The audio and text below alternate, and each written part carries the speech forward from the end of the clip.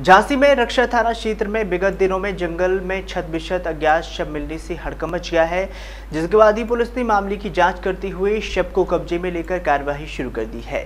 शव की शिनाख्त के लिए जुट गई है। बता दें कि जिसमें पता चला है कि मृतक का दामाद द्वारा उसके मौसेरी भाई को 5000 का लालच देकर दोनों ने मिलकर तेंदू की डंडी से फिर उसकी पूरी तरह कुचलकर हत्या कर दी थी, जिस पर रक्षा थाना पुलिस ने संबंधित धाराओं में मामला दर्ज कर आरोपी की तलाश शुरू कर दी है, जिसमें गिरफ्तारी करने में झांसी पुलिस ने सफलता हासिल की है। आइए जानते हैं क्या कुछ कहा वरिष्ठ पुलिस अधीक्षक ने।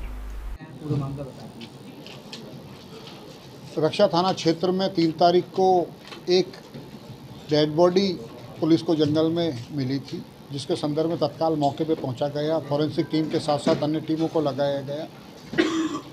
तो उसमें घटना के अनावरण के लिए जो टीमें लगाई गई थी उनके द्वारा वर्क किया गया। इसमें सबसे महत्वपूर्ण क्लू जो पुलिस को मिला, वहाँ पर कुछ कपड़े, साथ ही साथ शराब के 3 पाउच मिले। उनको चेक किया गया, उनका जो बार कोड था उसको स्कैन करवाया गया। तो संबंधित दुकान पे पहुंचा गया। दुकान पे पहुंचने के बाद में सीसीटीवी और अन्य माध्यमों से उनको चेक करवाया गया। तो जो मृतक था उसकी पहचान शिवपुरी के एक अधेड़ के रूप में हुई। बाकी तथ्यों को जांचा पड़ताला गया, टीम के द्वारा मेहनत करी गई और उस मेहनत का परिणाम ये निकला कि जो आरोपी युवक हैं उन दोनों को पकड़ा गया, पूछताछ करी गई। तो उन्होंने ये स्वीकार किया कि जो मृतक था वो उसका ससुर था और घर में चूँकि आए दिन झगड़े होते थे, मृतक के द्वारा उसकी पत्नी को भड़काया जाता था और इन सब से परेशान होकर उसने उनको बुलाया। बुलाने के बाद में शराब पी और शराब पीने के बाद में उसकी हत्या कर दी। घटना में प्रयुक्त जो आला कत्ल है वो बरामद हो गया है, साथ ही साथ अन्य सामान बरामद हुआ है। पुलिस के द्वारा बहुत ही साइंटिफिक एविडेंस के साथ, फॉरेंसिक एविडेंस के साथ ये घटना का अनावरण किया गया है।